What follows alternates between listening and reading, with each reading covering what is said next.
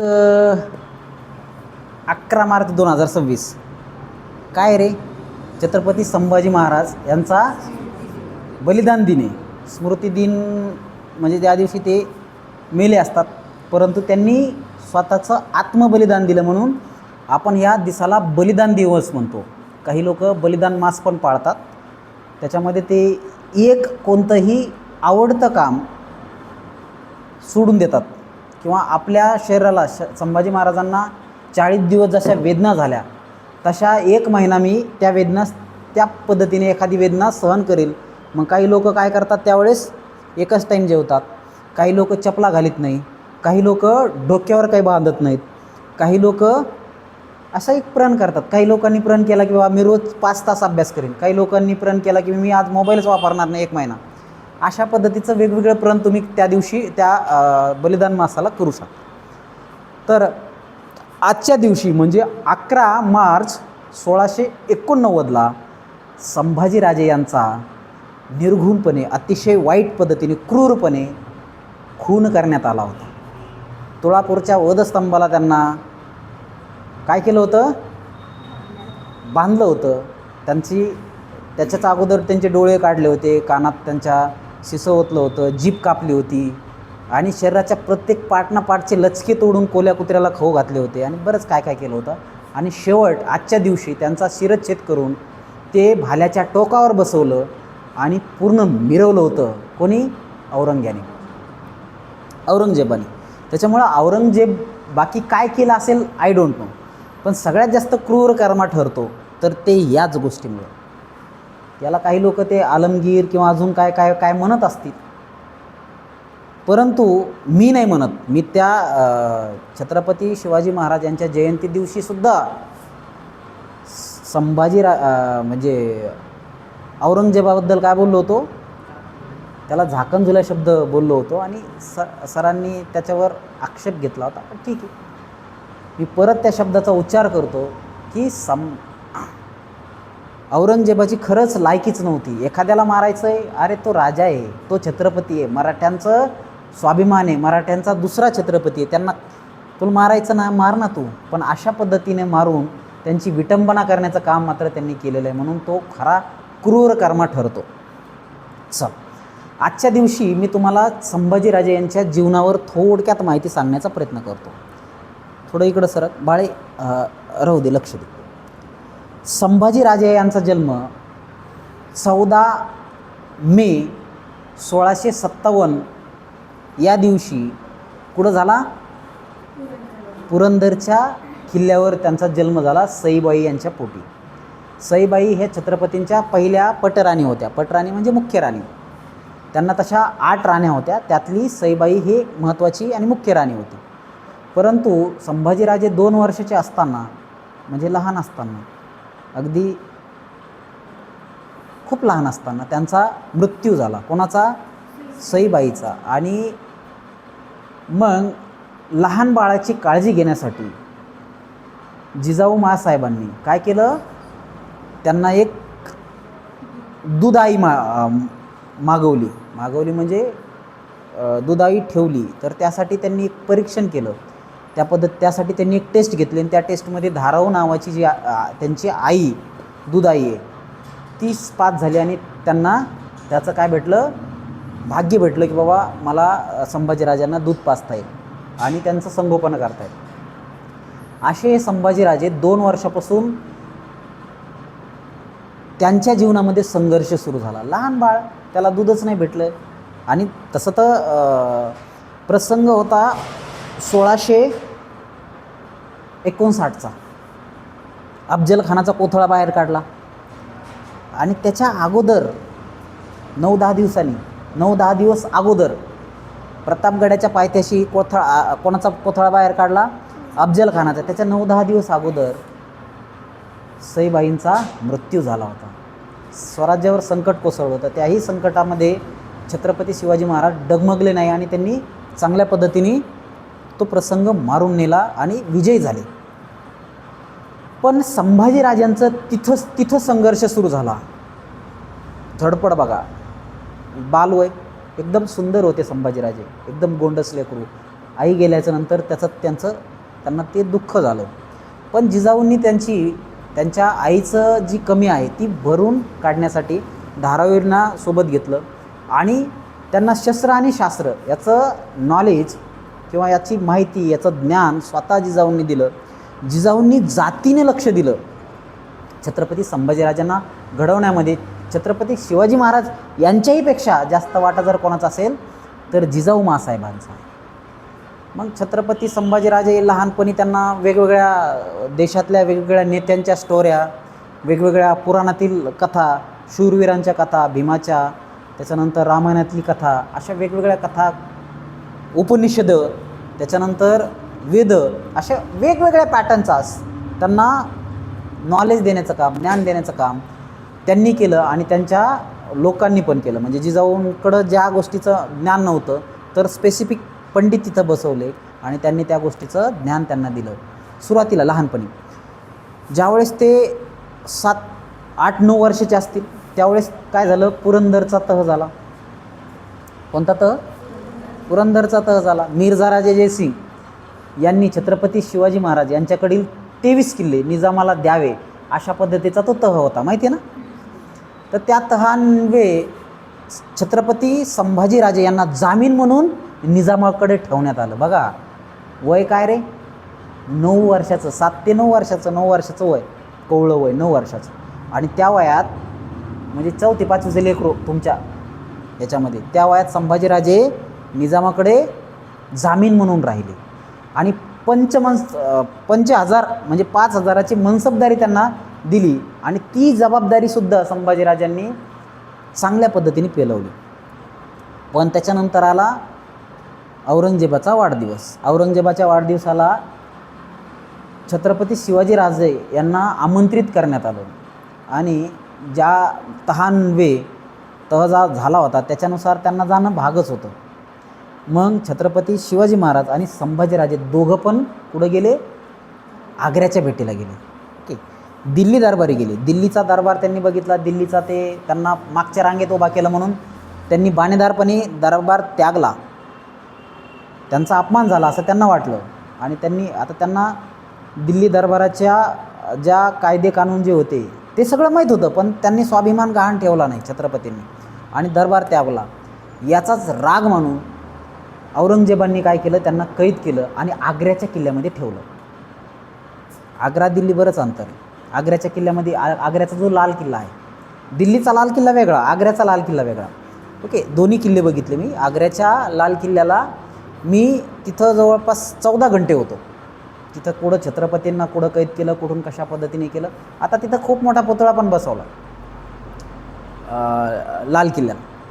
तर त्या लाल किल्ल्यामध्ये त्यांना कैद केलं आणि त्यांच्यावर नजर कैद ठेवली. मग छत्रपतींनी पण आता त्यांना समजलं की आता अशा पद्धतीने आपल्यावर परिस्थिती ओढवली, यातून निघायचं कसं. तर त्यांनी सिस्टमॅटिकली आधी सेनापती वगैरे सगळं पाठवलं. हळूहळू रसद आणि सेनापती पाठवून दिले आणि नंतर त्यांनी ते आजारी पडले तर मग त्यांच्यावर आता उपचारच व्हायना आणि ते जर वारले तर भयानक मोठं असं हे होईल की बाबा शिवाजी महाराजाला नजरकैदीमध्ये ठेवलं आणि त्याच्यात त्यांचा मृत्यू झाला. तर आपलं औरंगजेब असा आहे की त्यांनी बापाला मारलेलं आहे आणि त्यांनी शिकागो म्हणजे त्यांच्या भावाचा शिरच्छेद केलेला आहे. तर असे संभाजीराजे म्हणजे असा औरंगजेब शिवाजी महाराजांना काही बी करू शकत होता आणि तसं जर झालं तर मग स्वराज्यामध्ये बंडाळी माजल अशा पद्धतीचं भीती कोणाला होती? औरंगजेबाला होती. औरंगजेबाला भीती होती संभाजी महाराज आणि शिवाजी महाराजाची होती त्यावेळेस. म्हणून जाऊ द्या म्हणे, आजारी पडला तुम्ही काय करा, मिठाई वगैरे काय वाटायचे तर वाटा. आणि त्यांना परत वाटलं की बाबा स्वराज्याच्या खजिन्यातून ते स्वतः मिठाई वाटायला लागली तर आपल्याला काय अडचण आहे. म्हणून अशा पद्धतीच्या मिठाईचे पेटारे वाटाण्याचं काम कोणी केलं? छत्रपती शिवाजी महाराजांनी केलं. आणि त्या गडबडीत त्यांनी सिस्टमॅटिकली तिथून पलायन केलं, यशस्वी आग्र्यातून सुटका केली.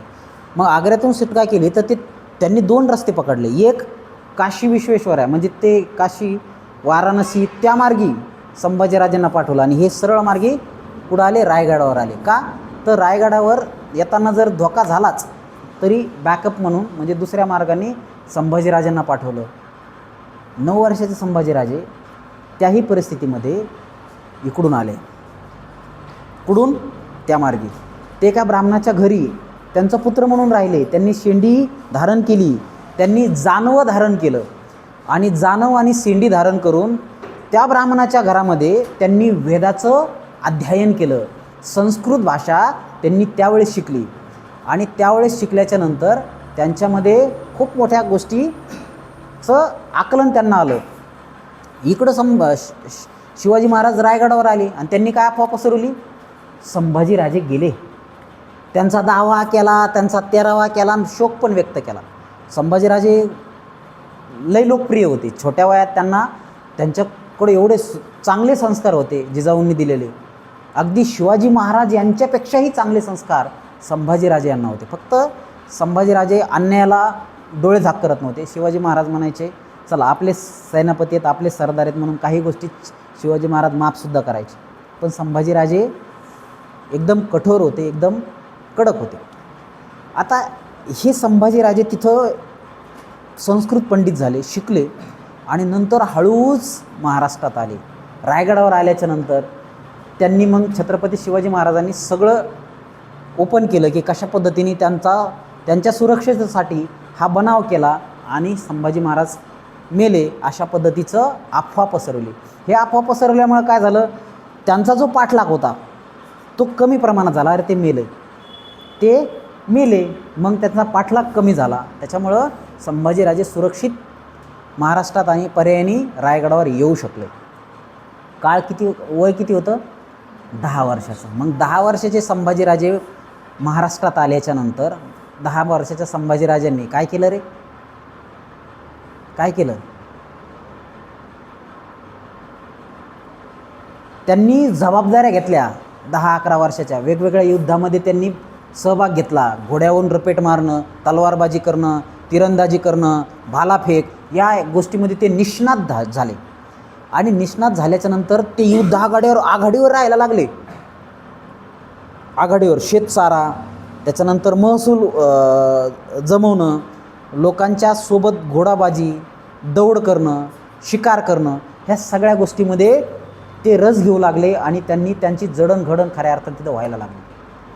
छत्रपती बघा 6 जून 1674ला छत्रपती शिवाजी महाराज यांचा राज्याभिषेक झाला.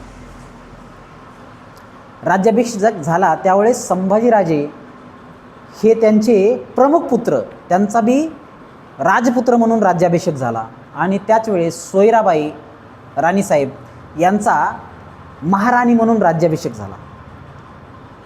तर असा जबरदस्त राज्याभिषेक तुम्हाला माहीत असेल. त्याच्यामध्ये छत्रपतींना छत्रपती ही पदवी, छत्रपती म्हणजे काय? प्रजेच्या डोक्यावर सुरक्षेचं छत्र प्रदान करणारी एक पदवी त्यांना बहाल करण्यात आली आणि ते खऱ्या अर्थाने क्षत्रिय कुलवंशाचे राजे झाले. नाहीतर काही लोक, मनुवादी वृत्तीचे काही लोक त्यांना राजेच म्हणायला तयार नव्हते. आम्ही मानतच नाही म्हणे तुम्हाला. त्यांच्या राज्याभिषेकाला प्रचंड विरोध केला. पण मग त्यांनी ते करून घेतलं. का करून घेतलं? तर त्यांना मान्यता यावी म्हणून. नाही तर त्यांना ते काही गरज नव्हती. ओके, त्यांच्याकडे सामर्थ्य होतं, त्यांच्याकडे सगळं होतं, पण हे लोक मानायलाच तयार नाहीत. म्हणून त्यांनी राज्याभिषेक करून घेतला आणि सिंहासनावर बसले, सिंहासनाधीश्वर झाले. त्याच्यानंतर मात्र ज्यावेळेस छत्रपती शिवाजी महाराजाकडं खूप लोड वाढला, ज्यावेळेस छत्रपती यांचा राज्याभिषेक होता त्याच्या अगोदर काय झालं?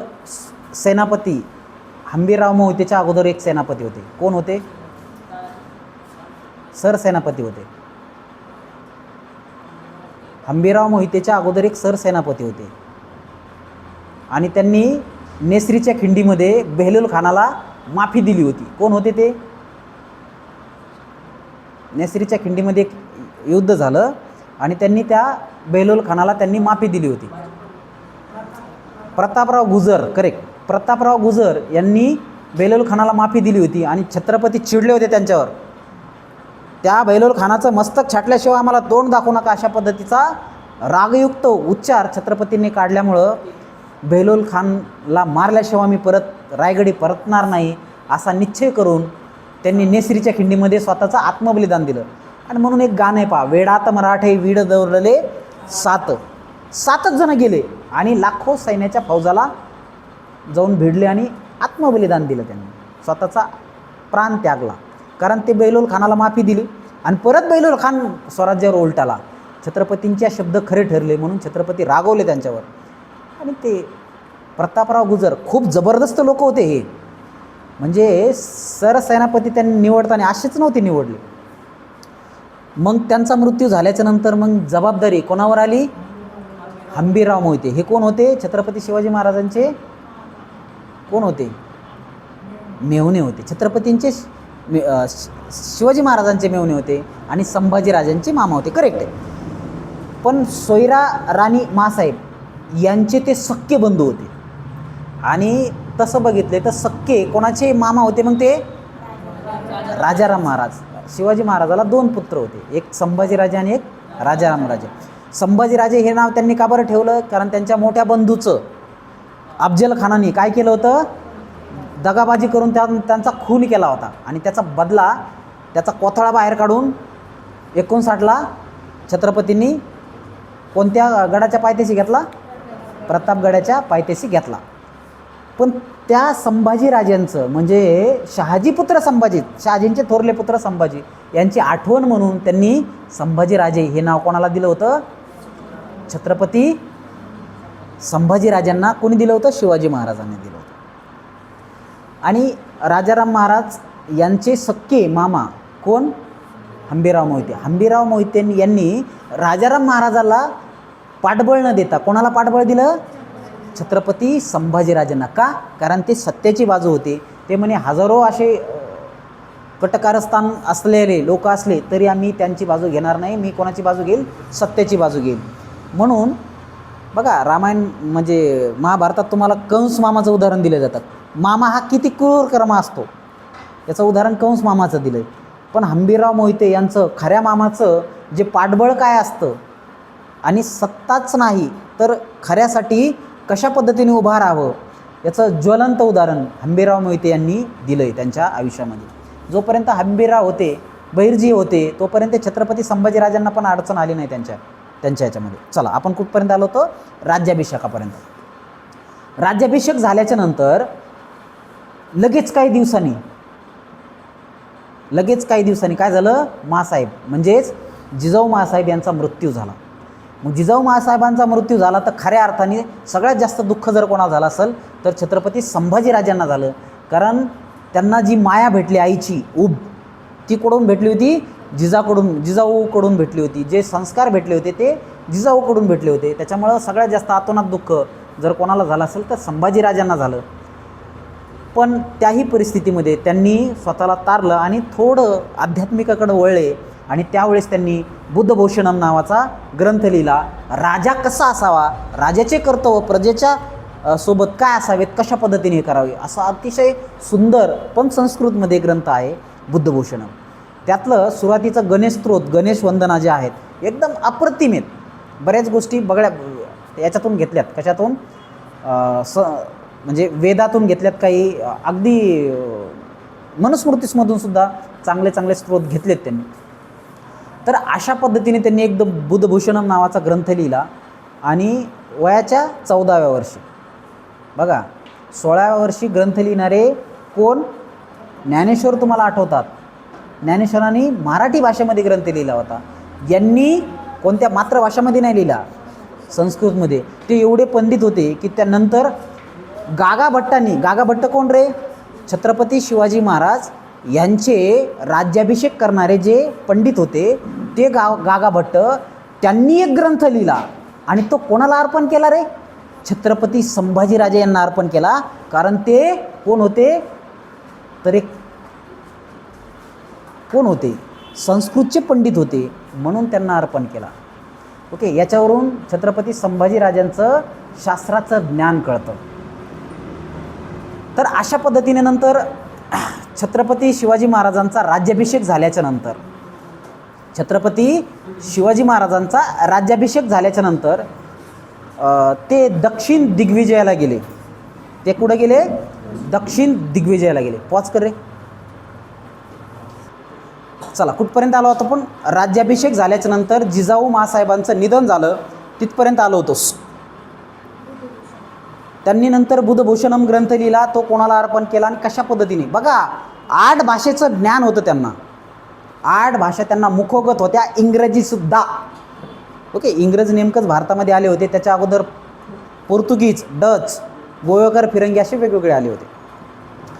आता बघा, त्यांनी ग्रंथ लिहिले. त्याच्यानंतर राज्याभिषेकानंतर छत्रपती शिवाजी महाराज दक्षिण दिग्विजयाला गेले. दक्षिण दिग्विजय म्हणजे काय रे? दक्षिण भारतात गेले. कशासाठी? विजयासाठी. म्हणजे सीमा उल्लंघन केलं. म्हणजे काय? राज्याचा विस्तार वाढवावा यासाठी तिथल्या राजांना हरवायचं आणि त्यामधून जो महसूल भेटन तो महसूल आणायचा आणि महसूल आणल्याच्या नंतर त्या महसुलाचा हातभार कशाला लावायचा? स्वराज्य वर्धनासाठी लावायचा. अशा पद्धतीचा प्लॅन छत्रपती शिवाजी महाराजांनी दक्षिण दिग्विजयाच्या मोहिमामध्ये ठरवलं. मग त्यावेळेस संभाजीराजे काय करत होते? तर संभाजीराजे रायगडाचं रक्षण करत होते. रक्षण म्हणजे काय? तिथली सगळी घडी, तिथला शेतसारा, तिथला महसूल, तिथला असा सगळा पाठ ते बघत होते. ओके, एक एक गोष्टी बघत होते. काय काय व्यवस्थित आहे, अष्टप्रधान मंडळ काय काम करतं आहे, कोणाकडं काय पत्र चाललं आहे, कोणाचा खलिता कुठं चालला, अशा पद्धतीचे बरेच गोष्टी छत्रपती शिवाजी महाराज नसताना, कुठं नसताना, रायगडी नसताना छत्रपती संभाजीराजांनी एकदम समर्थपणे, नुसते पेललेच नाही तर स्वराज्य वर्धनासाठी कसं काम करता येईल याचाही प्रयत्न त्यांनी त्या काळात केला. वय किती असेल रे? 16-17 वर्षाचं. 16-17 वर्षाचं वय. मग आता 16-17 वर्षाचे छत्रपती संभाजीराजे त्यावेळेस छत्रपती झाले होते का? नाही, ते राजपुत्रच होते. आता त्याच्यानंतर काय होतं? त्याच्यानंतर संभाजीराजे ज्यावेळेस छत्रपती शिवाजी महाराज कुठून येतात? दक्षिण दिग्विजयाहून येतात. त्यांनी तिकडं आदिलशहा, कुतुबशहा, त्याच्यानंतर व्यंकोजी राजे जे की शिवाजी महाराजांचे चुलत भाऊ होते, त्यांच्यासोबत बऱ्याच ठिकाणी युद्ध केले. जिथं जिथं गरज पडली तिथं युद्ध केले आणि खूप अशी संपत्ती आणली, अफाट संपत्ती आणली स्वराज्याच्या संरक्षणासाठी. ओके, स्वराज्याच्या जडणघडणीसाठी ती संपत्ती आणली. दिग्विजय करून आले, विजयी होऊन आले आणि ते विजयी होऊन आल्याच्या नंतर त्यांची खूप मोठी मिरवणूक तिथं निघाली आणि त्याच्यानंतर शिवाजी महाराजांना तर शुभेच्छा भेटल्याच सगळ्यांकडून. त्यांची भव्य मिरवणूक काढली. त्यांचं त्या पद्धतीने काय केलं? त्यांची ओवाळणी वगैरे सगळ्या झाल्या. पण शिवाजी महाराजांचे उद्गार आहेत की आमच्या गैरहजेरीमध्ये संभाजीराजे यांनी ज्या पद्धतीनं स्वराज्याची जी नीट घडी बसवली ती वाखाणण्याजोगी आहे. कोणाचे उद्गार आहेत? छत्रपती शिवाजी महाराजांचे. त्याच्यानंतर जसे ते आले छत्रपती शिवाजी महाराजांनी त्यांना वयाच्या 16-17व्या वर्षी काय दिलं? बुऱ्हाणपूर नाही कोणतं छत्रपती शिवाजी महाराज संभाजीराजांच्या पत्नीचं नाव काय? येसुबाई. येसुबाईचं माहेर कोणतं? येसुबाईचं माहेर कोणतं? बुऱ्हाणपूर नाही, आठवा ना मला. ती मोहीम दिली. ओके, कोणती? त्यांच्या तिथली मोहीम दिली. या काळात त्यांचं लग्न पण झालेलं होतं. तर ती मोहीम दिली. तिथला सुभा दिला त्यांना, सुभेदार म्हणून नेमलं आणि या सुभेदार म्हणून नेमल्याच्या नंतर त्यांनी स्वराज्याची म्हणजे त्यांनी तिथला बंदोबस्त, तिथलं टॅक्स कलेक्शन ज्याला आपण काय म्हणतो महसूल व्यवस्था, ह्या सगळ्याची घडी व्यवस्थित बसवण्याचं काम संभाजीराजांनी कितव्या वर्षात केलं? 16-17व्या वर्षात केलं, 17-18व्या वर्षात. आणि त्याच्यानंतर मात्र ते ज्यावेळेस रायगडी परतले त्यावेळेस मात्र थोडे कटकारस्थान इथल्या लोकांनी करायला सुरुवात केली आणि हे संभाजीराजाच्या चाणाक्ष नजरेतून सुटलं नाही. संभाजीराजांना करप्शन म्हणजे भ्रष्टाचारांचा प्रचंड राग यायचा. त्यांनी बऱ्याच वेळेस छत्रपतींकडे तक्रार केल्या त्यांच्याच मंत्र्याच्या, परंतु छत्रपतींनी काही गोष्टी सोडून दिल्या आणि ते म्हणाले की बाळा, हे लोक यांनी स्वराज्यासाठी स्वतःचं रक्त सांडलेलं आहे, त्याच्यामुळे अशा छोट्या छोट्या गोष्टीसाठी आपण त्यांच्याकडं थोडं दुर्लक्ष करू. पण संभाजीराजांचं म्हणणं होतं, आपण त्यांनी रक्त सांडलं ठीक आहे, परंतु जनतेवर त्याचा कर का लादावा किंवा जनतेचा पैसा किंवा त्याच्यातून करप्शन का करावं. आपण जनतेसाठी पैसा देतो आणि हा मधल्या मधात ते लोक काय करतात, दाबण्याचं काम करतात, अशा पद्धतीने भ्रष्टाचार करतात. अशा पद्धतीने संभाजीराजांनी छत्रपतींच्या निदर्शनात आणून दिलं. आणि त्यांनी काय केलं होतं, एका गावामध्ये दुष्काळ पडलेला असताना तिथला शेतसारा माफ केला होता. म्हणून अण्णाजी पंत दत्तो प्रभुनीकर माहीत असेल ना तुम्हाला, अण्णाजी पंत, त्यांचा आणि त्यांचा तिथं पहिला वाद झाला होता. आणि त्याचा फायदा त्यांनी अण्णाजी पंतांनी काय केलं, एक टीम तयार केली आणि छत्रपतींचा कशा पद्धतीनं अपमान करता येईल किंवा त्यांचं चारित्र्याचं कसं हनन करता येईल यासाठीचा प्रयत्न चालवला. मधल्या काळात छत्रपती संभाजीराजे हे दिलेर खानाच्याच गोटात गेलेत ना, दिलेर खानाच्या गोटामध्ये गेले होते. तो एक राजकारणाचा भाग होता. शिवाजी महाराजांनी त्यांना मुद्दाम पाठवलं होतं त्यांच्याकडे जाऊन त्यांच्या गुप्त माहित्यांना किंवा त्यांचा बऱ्याच गोष्टीचा पाठ होता. हा राजकारणाचा भाग म्हणून शिवाजी महाराजांनी त्यांना पाठवले. परंतु इथं लोकांनी बोंब मारायला सुरुवात केली की काय, छत्रपती संभाजीराजे स्वराज्याचे विरोधक झाले, संभाजीराजे शत्रूंना मिळाले आणि आता काय म्हणतायत की आता आम्ही स्वराज्य घेणार, स्वतःच्या मनगटाच्या बळावर घेणार, असं संभाजीराजे म्हणतायत. अशा पद्धतीच्या अफवा कोणी पसरल्या, इथल्या शत्रूंनी. इथं शत्रू तयार झाले त्यांना. ह्या शत्रूंनी काय केलं, सोयरा मासाहेब जे आहेत त्यांचे कानं भरायला सुरुवात केली. कधीपासून, 16व्या वर्षापासून, 16पासून. तोपर्यंत बाल संभाजीराजे एकदम उत्कृष्ट होते, त्यांना सगळे मानायचे सगळ्या गोष्टी. परंतु अशा पद्धतीच्या अफवा जर पसरल्या किंवा बघा ना छत्रपतींनी काय काय नाही केलं आणि हा त्यांचा मुलगा स्वतःच्या बापाविरुद्ध म्हणजे स्वराज्याविरुद्ध शत्रूला मिळतोय, अशा पद्धतीच्या अफवा पसरवायला सुरुवात केल्या आणि त्याचा नाही म्हणलं तरी खूप मोठा परिणाम झाला.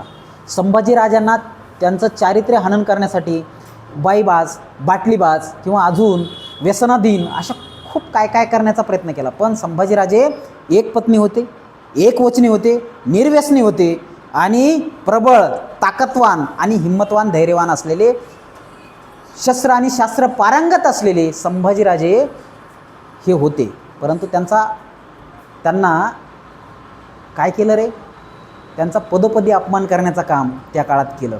तरी छत्रपती संभाजीराजे डगमगले नाही. परंतु झालं असं की 74ला त्यांचा छत्रपतींचा राज्याभिषेक झाला. त्याच्यानंतर दिग्विजय मिळाले ते. त्याच्यानंतर त्यांना काही मोहिमा दिल्या. त्याच्यानंतर त्यांनी छत्रपती शिवाजी महाराजांनी जालना पण लुटलं आणि त्याही वेळेस ते वेगवेगळ्या सुभ्यामध्ये संभाजीराजे मात्र काय करत होते, तलवार गाजत होते. इकडं त्यांचं हे चालू होतं, परंतु तिकडं त्यांचं काय चालू होतं, त्यांचं शौर्य चालू होतं.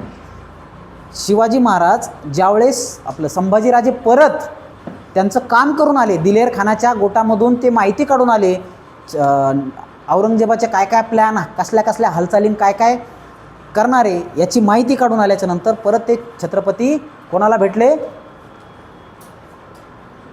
शिवाजी महाराजांना भेटले. आणि ती त्यांची शेवटची भेट होती, लक्षात घ्या. आणि त्या भेटीमध्ये ज्या अफवा कोणी बनवल्या होत्या, इथल्या सरदारांनी बनवल्या होत्या, या अफवेची कानउघडणी छत्रपती शिवाजी महाराजांनी केली. कारण म्हणे तू हा गड घेताना तिथल्या 22 कर्मचाऱ्याचे हात तोडले, खरं आहे का? अशा पद्धतीची कानउघडणी कोणी केली? शिवाजी महाराजांनी संभाजीराजे यांची केली. आणि मग संभाजीराजांनी वस्तुस्थिती खरी सांगितली. तर मग शिवाजी महाराजांना संभाजीराजांवर पूर्ण विश्वास होता, तरी पण त्यांनी काही गोष्टी त्यांच्या तोंडातून वधून घेण्याचा प्रयत्न केला. आणि छत्रपती शिवाजी महाराजांनी संभाजीराजांना सबुरीचा सल्ला दिला, सबुरीने घ्यावे, आपलेच सेनापती आहेत, काही गोष्टी कानडोळा करावा, अशा पद्धतीनं त्यावेळेस सांगितलं. आणि इथे एक पत्र आहे बघा, संभाजीराजांना मार्गदर्शनपर एक पत्र आहे, ते पत्र आपण जरूर वाचावं. त्याच्यानंतर शिवाजी महाराज आणि संभाजीराजे यांची परत ताटातूट झाली. शिवाजी महाराज हे रायगडी राहिले आणि संभाजी महाराज वेगवेगळ्या सुब्यावर आपली तलवार बाजवण्यात व्यस्त होते. त्यावेळेस हंबीरराव मोहिते हेही वेगवेगळ्या सुब्यामध्ये काम करत होते. त्याच्या वेळेस अष्टप्रधान मंडळ वेगवेगळ्या ठिकाणी वेगवेगळे काम करत होतं. पण हे काम करत असताना रायगडावर काहीतरी अलबेल होतं आणि संभाजीराजा यांच्या विरुद्ध कट कारस्थान रचण्याचं काम होत होतं. त्यांना 2 वेळेस विष प्रयोग झाला.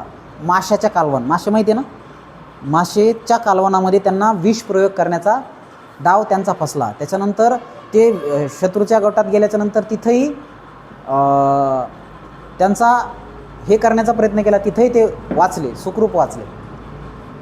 आणि ज्यावेळेस संभाजीराजे बाहेर होते त्यावेळेसच छत्रपती शिवाजी महाराजांना आजार जडला आणि त्यांचा अकस्मातपणे मृत्यू झाला. अचानकपणे, म्हणजे अचानक रक्ताच्या उलट्या आल्या आणि हनुमान जयंती दिवशी त्यांचा मृत्यू झाला.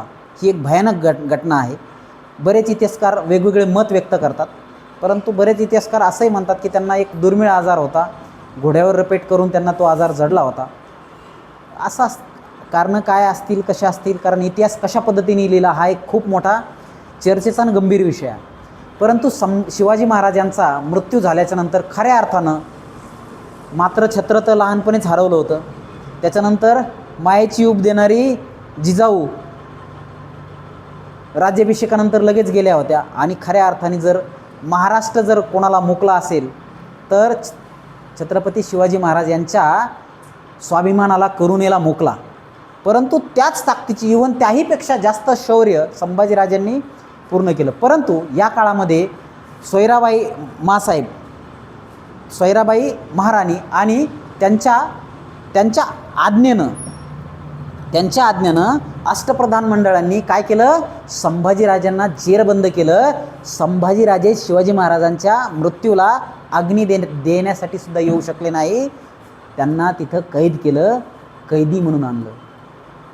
त्यांना कैद करण्यासाठी पाठवलं. कोणाला? हंबीरराव मोहित्यांना.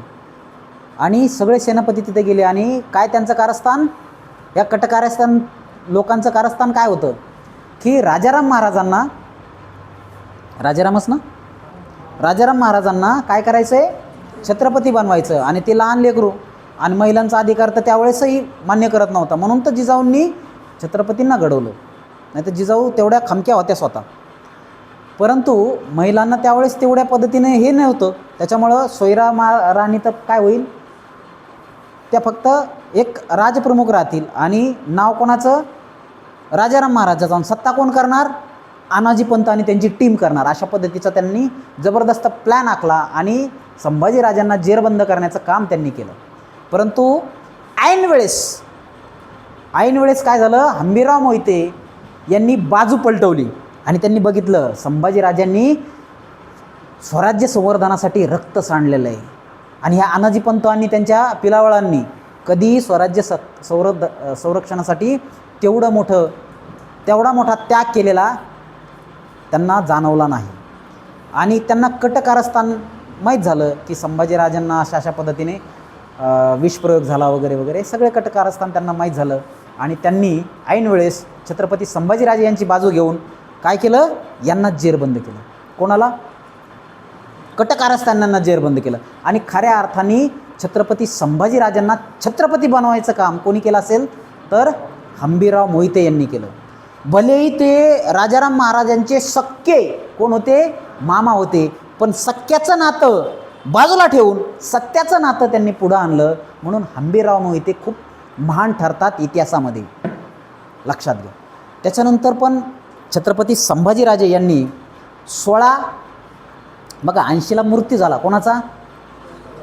छत्रपती शिवाजी महाराजाचा. वय काय असेल रे संभाजीराजेचं? 20-21 वर्ष. छत्रपतींनी लगेच, म्हणजे संभाजीराजांनी गादीचा वारसा घेतला, पण लगेच छत्रपतींच्या गादीवर बसले का ते?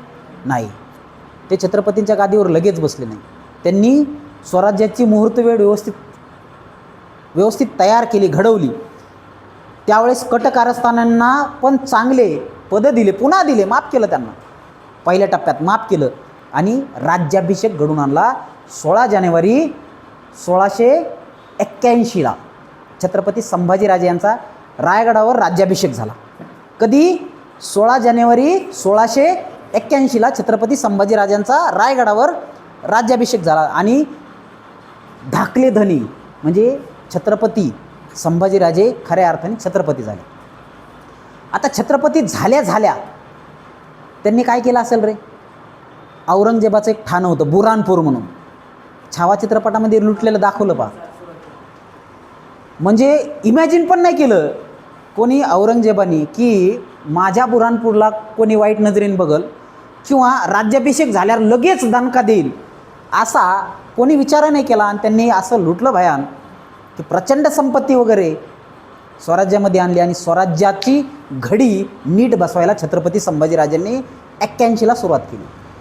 आता 81 ते 83 छत्रपती संभाजीराजांनी खूप युद्ध केले, खूप असे स्वराज्याचा विस्तार करायला सुरुवात केली. याच्यामध्ये त्यांनी कोकणच्या काही मोहिमा केल्या, त्याच्यामध्ये जंजिऱ्याचे सिद्धी असतील. चिकदेवराय माहिती आहे तुम्हाला? चिकदेवराय याला पण हरवण्याचं काम त्यांनी केलं. त्यांनी काय केलं होतं? त्या चिकदेवरायांनी महाराष्ट्रातली आपली स्वराज्याची रसद तोडून ती औरंगजेबाला देण्याचं पाप केलं होतं आणि आपल्या सेनापतीचे नाक कान कापले होते एका.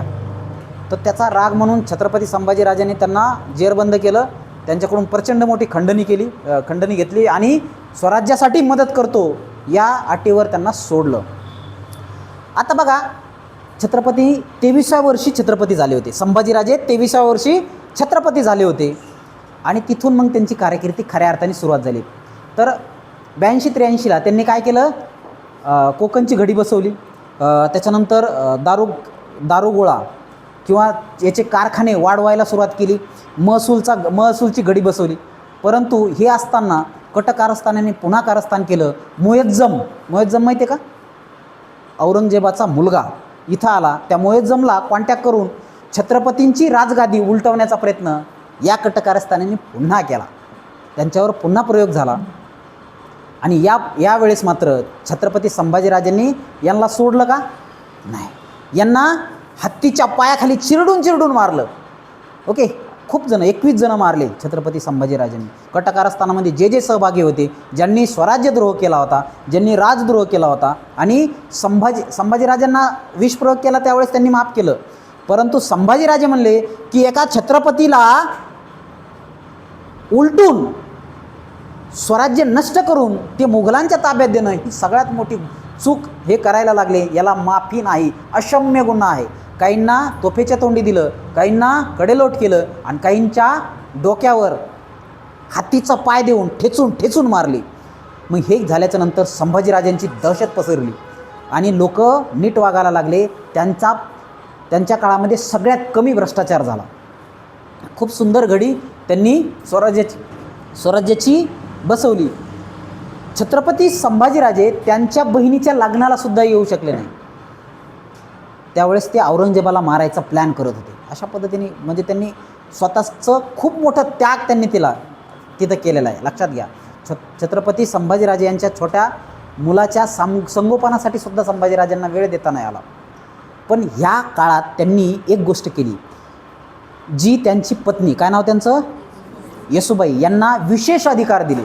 त्यांना मुद्रा दिली. शिवाजी महाराजांनी स्त्रियांचा मान सन्मान राखला. परंतु संभाजीराजेनं त्याचं अनुकरण करून काय केलं? खऱ्या अर्थाने इम्प्लिमेंटेशनचं काम जर कोणी केलं असेल तर संभाजीराजांनी केलं. आणि स्त्री सखी सहिती नावाचा एक सिक्का दिला आणि त्यांच्या सिक्क्याने त्यांच्या गैरहजेरीमध्ये जे गोष्टी होतील, जे पत्र जातील, या पत्राची सगळी जबाबदारी कोणाला दिली? येसूबाईंना दिली. आणि त्या येसूबाईंनी सुद्धा अतिशय प्रामाणिकपणे ती पार पाडली. लक्षात घ्या, छत्रपती संभाजीराजे यांचा खून झाल्याच्या नंतर येसूबाईंनी काय केलं? राजाराम महाराजांचा राज्याभिषेक करून त्यांना छत्रपती घोषित केलं. त्यांचं पण छोटं बाळ होतं त्यावेळेस. त्यांनी ठरवलं असतं तर त्यांनी राज्याभिषेक करून त्यांना वारस दिला असता. खरे वारसाचे उत्तराधिकारी तेच होते. पण त्यांनी तसं केलं का? नाही. कोणाला राज्याभिषेक करून घेतला? संभाजीराजांचे छोटे बंधू कोणते? राजाराम महाराज यांचा राज्याभिषेक. हे कधी? छत्रपती संभाजीराजे मेल्याच्या नंतर. म्हणजे थोडक्यात त्यांची जडणघडण सांगतो मी. संभाजीराजे आणि कोण? त्यांच्या पत्नी येसूबाई यांचं एकदम घट्ट नातं होतं आणि असे एकदम प्लॅनिंग जबरदस्त होती. जसे संभाजीराजे शिवाजी महाराज यांची प्लॅनिंग होती, त्याच पद्धतीची प्लॅनिंग यांची होती. स्वराज्य रक्षणाचं काम कोणी केलं? राणीसाहेब येसूबाईंनी केलं. आणि स्वराज्य संवर्धनाचं काम, वाढवण्याचं काम, वर्धनाचं काम कोणी केलं? संभाजीराजांनी केलं. संभाजीराजांनी फोंडाची मोहीम पार पाडली. संभाजीराजांनी तारापूरची मोहीम पार पाडली. संभाजीराजांनी गोवेकर फिरंगी ठेचले. संभाजीराजांनी कोकणचे जे कोकणमध्ये उतरल्याच्यानंतर सिद्धी, टोपीकर फिरंगी, इंग्रज, डच या सगळ्या आघाड्यावर ते नुसते लढलेच नाही तर जिंकले असं म्हणतात. 120पेक्षा जास्त लढाया ते लढले आणि जिंकलेसुद्धा. एकाही लढाईमध्ये ते हरले नाहीत. हा एक सिद्धीचा जो वेढा होता त्या जंजीचा, ते मात्र जिंकले नाही पण हरलेसुद्धा नाही. लक्षात घ्या, सिद्धीचा तो वेढा जो होता बरेच दिवस चालले सिद्ध्यांना, तर त्यांनी चिवट प्रतिकार केला. आणि समुद्रातला तो किल्ला असल्यामुळं त्यांनी सेतू बांधायचा चंग बांधला. लक्षात घ्या, खूप मोठं कार्य त्यावेळेस केलं. 40,000 फौज काय करत होती? सेतू बांधायचं काम करत होतं. पण त्याच वेळेस कल्याणच्या भागामध्ये औरंगजेबाने पुन्हा काय केला? हल्ला केला. आणि त्या हल्ल्याचा प्रत्युत्तर द्यायला त्यांना तिकडं जावं लागलं. छत्रपती संभाजीराजे यांना खरा विरोध केला कोणी? तर निजामांनी. ओके, औरंगजेबानी किती? 4 लाखाची स्वतःची फौज आणि त्याचे सेनापती रस्त्याने त्याला भेटत असं 8-10 लाखाचं सैन्य ओव्हरऑल त्याने घेऊन एकटा उतारला. तो कुठं? दक्षिणेत. म्हणजे छत्रपती संभाजीराजे यांना हरवण्यासाठी. पण संभाजीराजे असे त्याचे लचके तोडायचे. जोपर्यंत हंबीरराव मोहिते होते आणि बहिर्जी नाईक होते तोपर्यंत संभाजीराजांचा केसाला धक्का तर सोडा, पण ते कुठे त्यांचा थाळ मेळसुद्धा लागत नव्हता त्यांना. कधी बी यायचे ते 5-6 हजार सैन्य राहायचं, बसलेलं लाखभर सैन्य. हे यायचे 5-6 हजार, त्यांना झोपेतच मारायचे आणि पळून जायचे. अशा पद्धतीने रामसेस नावाचा किल्ला आहे नाशिकमधला, माहिती आहे का?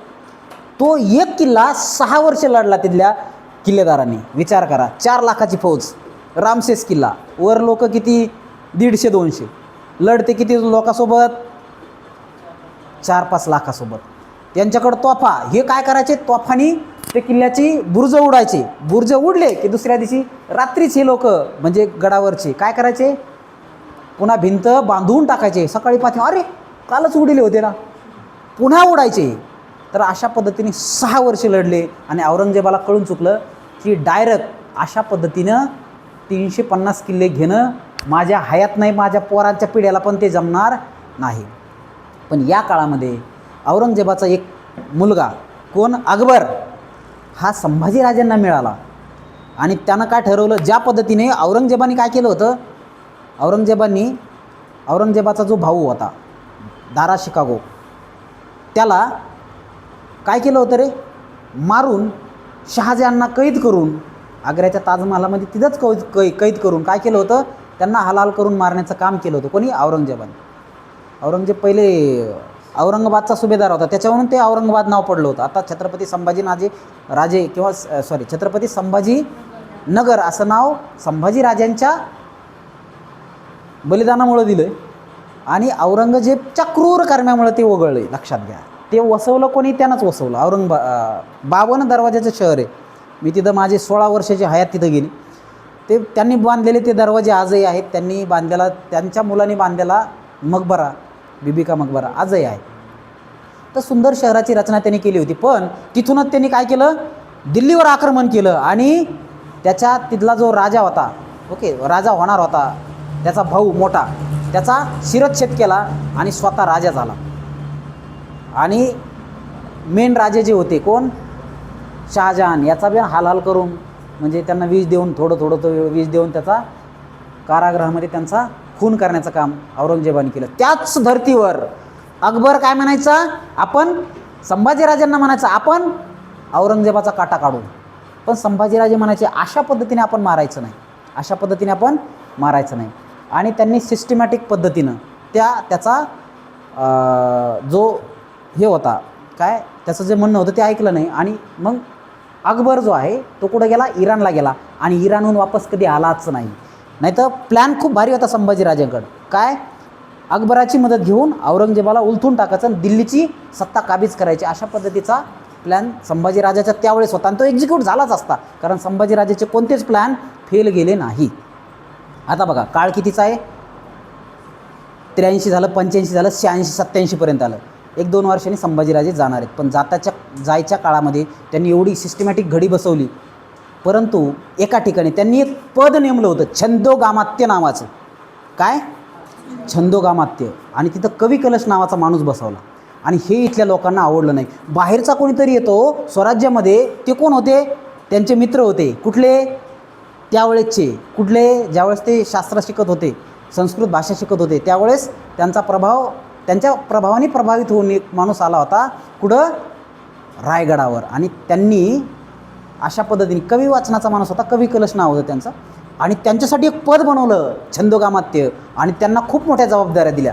तर इथले लोक म्हणे आम्ही काय कमी होतो काय, आम्हाला तुम्ही कसं काय पदं नाही दिले?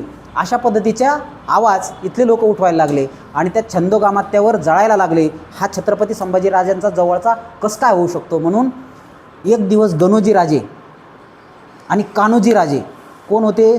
छत्रपती संभाजीराजांचे मेहुणे, यांनी काय केलं? त्या छंदोगामात्याला धरून मारायचा प्लॅन केला आणि त्यांनी त्यांच्यावर आक्रमण केलं आणि त्यांच्यावर हल्ला केला. परंतु ऐन वेळेस ते पळून गेले. कोण? छंदोगामात्य, कवी कलश. पण ऐन वेळेस छत्रपती संभाजीराजे तिथं आले आणि त्यांनी काय केलं? कडाडून प्रतिकार केला आणि गणोजी राजे आणि कान्होजी राजे यांना हाकलून लावलं. आणि तेव्हापासून गणोजी राजे आणि कान्होजी राजे हे संभाजीराजेचे वैरी झाले. आणि त्या वैराचा प्रभाव म्हणून ज्यावेळेस संभाजीराजे संगमेश्वर या ठिकाणी त्यांच्या याचा एक बैठक घेत होते, प्लॅनिंग करत होते युद्धाची, कशा पद्धतीने त्या स्वराज्य संवर्धनासाठी काय करता येईल या पद्धतीचे प्लॅनिंग करत होते. याची माहिती कोणाला दिली? मुकर्रब खानाला दिली. कोणी दिली? तिथं कोणी जाणार नव्हतं, याच्यातून कोणी येईल अशी कल्पनाच कोणाला नव्हती. परंतु अशीच माहिती दिली आणि रस्ता दाखवला आणि संभाजीराजे तिथं पकडले गेले. 5,000ची फौज, संभाजीराजे 150 लोकांसोबत होते. तिथं त्यांचे सरसेनापती होते आणि या सरसेनापतींचा सुद्धा तिथं मृत्यू झाला. तिथं झटापटी झाली आणि तिथं 2 लोक पकडून संभाजीराजांना आणि कवी कलशांना कुठं नेलं? बहादूरगडाला नेलं आणि लोकांना माहीत नाही आपला राजा पकडला म्हणून. जर माहीत झालं असतं तर तवाच सोडून आणलं असतं. पण तिथं नेलं. 5 लाखाची फौज तयार होती. त्या फौजामध्ये त्यांना सुरक्षित ठेवलं. त्यांच्यावर एक त्यांचा अंगरक्षक होता रायप्पा महार. माहिती आहे तुम्हाला? रायप्पा नाव तर ऐकलं असेल ना. त्या रायप्पाने शेवटचा प्रयत्न केला. त्यांनी त्याच्या गावातल्या लोकांना जमा केलं. अरे माझा राजा, माझा जीव, माझा मित्र हा अडकला आहे आणि आपण कसं राहू? अशा पद्धतीने त्यांनी 200 लोक नेऊन शेवटचं लढाई करण्याचा प्रयत्न केला. पण 5 लाख वर्षे 200 मेले, सगळे धारातीर्थ झाले, शहीद झाले. तर हा शेवटचा निकराचा लढा होता. त्याच्यानंतर संभाजीराजे यांना हालहाल करून मारण्यात आलं. 30 दिवस त्यांना नरक यातना दिल्या. त्यांचे एक अवयव काढले, डोळे काढले, जीभ काढली, अजून काय केलं. आणि ते झाल्याच्या नंतर त्यांचं शिर छेदलं आजच्या दिवशी आणि भाल्याच्या टोकावर ठेवून फतवा काढला की आम्ही काय करत असतो? असं करत असतो. कोणाचं?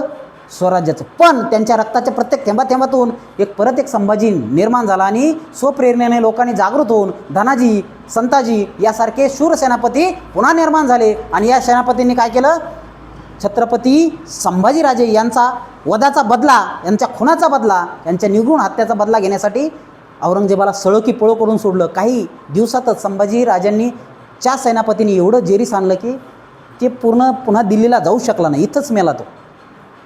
अशा पद्धतीने संभाजीराजांना मारल्याच्या नंतर त्यांच्या शरीराचे तुकडे तुकडे केले आणि ते तुकडे कोल्या कुत्र्यांना खायला दिले आणि फतवा काढला, जर ह्या तुकड्याला कोणी शिवेल किंवा जमा करील त्याचा शिरच्छेद करून त्यांचा संभाजीराजासारखाच बेकार हाल करून मारण्यात येईल. परंतु तिथे एक गाव होतं त्या गावातल्या एका याला वाटायचं की माझा राजा मेला आहे, मी मरणाला घाबरत नाही. त्यानं काय केलं? तिथल्या गावातल्या 4-2 लोकांना जमा केलं आणि आपण असं करू म्हणून रात्रीच ते तुकडे जमा केले, शिवून काढले. म्हणून तो जो माणूस होता तो महार होता म्हणून त्याचं नाव शिवणा महार पडलं. लक्षात घ्या, शिवणा महार ही एक पदवी आहे. शिवणा का? कारण त्यांनी शिवले, संभाजीराजांचे अवयव शिवले आणि त्यांचा तिथं काय केलं? त्यांच्या चितेला अग्नी दिला. लक्षात घ्या. आणि तिथून त्यांच्या जलामधून परत एक माणूस तयार झाला आणि त्यांनी काय केलं? औरंगजेबाची सत्ता उलथून अटकेपार झेंडे रोवले. अटकेपार झेंडे रोवले. लक्षात घ्या, संभाजीराजे गेल्याच्यानंतर ही जी गोष्ट झाली त्याच्यानंतर त्या गावात लहान लहान लेकरंसुद्धा सोडले नाही औरंग्याने. लहान लहान लेकरंसुद्धा सोडले नाही. सगळ्यांना मारलं. ज्यांनी ज्यांनी त्यांचा चितेला अग्नी दिला होता कोणीच सोडलं नाही. गावाची राख रांगोळी केली. परंतु हेही बलिदान तेवढंच महत्त्वाचं आहे, कारण हे सांगितल्या जात नाही आजकाल. संभाजीराजे गेल्याच्यानंतर राजाराम महाराज हे काय झाले, छत्रपती झाले आणि त्यांनी परत त्या पद्धतीनं चालवण्याचं काम केलं. काय चालवण्याचं काम केलं? स्वराज्य चालवण्याचं काम केलं, संवर्धनाचं. त्यांच्या मृत्यूनंतर, राजाराम महाराजांच्या मृत्यूनंतर ताराराणीच ना, ताराबाई का ताराराणी, महाराणी ताराबाई यांनी, ह्या कोण होत्या? हंबीरराव मोहिते यांची मुलगी होती. तर ह्या मुलींनीसुद्धा अतिशय उत्तम पद्धतीनं स्वराज्य संवर धरलं. पण नंतर औरंगजेबाचा मृत्यूनंतर तिथं बसलेल्या राजाने काय केलं? औरंगजेबानेच स्वराज्यावर आक्रमण करून शाहूला आणि महाराणीला पकडून नेलं आणि त्यांच्या कैदेत ठेवलं. मग काही वर्षानंतर त्यांना सोडल्याच्यानंतर परत ते आले आणि त्यांनी काय केलं? परत स्वराज्याची घडी बसवण्याचा प्रयत्न केला. आणि त्याच्यानंतर 17व्या शतकामध्ये 1702ला औरंगजेब मेलाय. 17व्या शतकामध्ये काय झालं? परत पेशवाईचा उदय झाला. आणि पेशवाईचा उदय झाला म्हणजे काय? शिवशाही संपली. आणि बऱ्याच दिवसानंतर मग परत काय केलं? काय झालं? शिवशाही संपल्याच्यानंतर बऱ्याच बकरीमधून वगैरे बरंच काय उल्लेख मिळतो. छत्रपती शिवाजी महाराजांची समाधी कोणी सोडली? फुल्यांनी सोडली. आणि परत शिवजयंती उत्सव आणि त्या गोष्टीचा जागर निर्माण झाला. आणि आज संभाजीराजे यांचा जन्मदिवस आज आपण मोठ्या उत्साहाने साजरा करतो. पण आजचा मृत्यू दिन जो आहे, खरा बलिदान दिन आज घडला होता. संभाजीराजे शिवाजीराजे यांचे शौर्य आपण जिकडं तिकडं हे करतो, परंतु आजचा जो शौर्य दिन आहे हा इतिहासातला काळा दिवस म्हणून मानला जातो. त्या अगोदर आपण जे गुढीपाडवा करायचो तो चांगल्या पद्धतीने करायचा. आता उलटा तांब्या त्या पद्धतीने गुढीपाडव्याच्या दिवशी झालं होतं. अतिशय भयान गोष्ट होती. ठीक आहे, तर आज त्यांच्या विचारांना अभिवादन करतो आणि माझे 2 शब्द माहितीपर जे मी तुम्हाला सांगितलं त्यांचा जीवनपट सांगण्याचा थोडा प्रयत्न केला. त्याच्यामध्ये काही चुका इसवी सनमध्ये झाल्या असतील तर त्याबद्दल मी क्षमा मागतो. परंतु माझा इथं हेतू एकच आहे, प्रामाणिक हेतू आहे की त्यांच्या विचारांना अभिवादन करावं. त्यांनी कशा पद्धतीने बलिदान दिलं, सर्वोच्च बलिदान दिलं, तर हे सांगण्याचा माझा प्रयत्न केला. आज त्यांच्या स्मृतिदिनानिमित्त त्यांच्या विचारांना, त्यांच्या शौर्यांना, त्यांच्या त्यागाला आणि त्यांच्या बलिदानांना विनम्र अभिवादन करतो आणि माझे 2 शब्द संपवतो. धन्यवाद.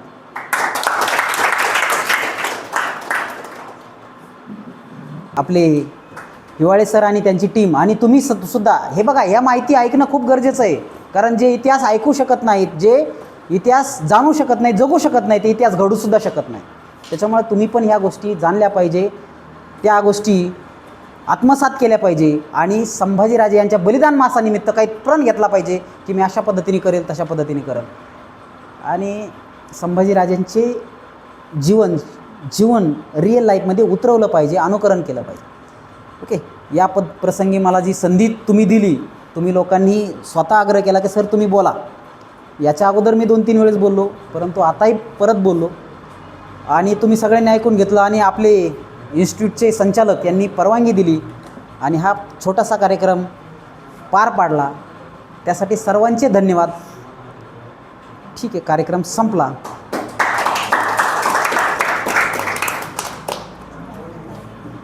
आता तुम्ही माहीत होतं सर, आम्हाला हे सगळं माहीत होतं.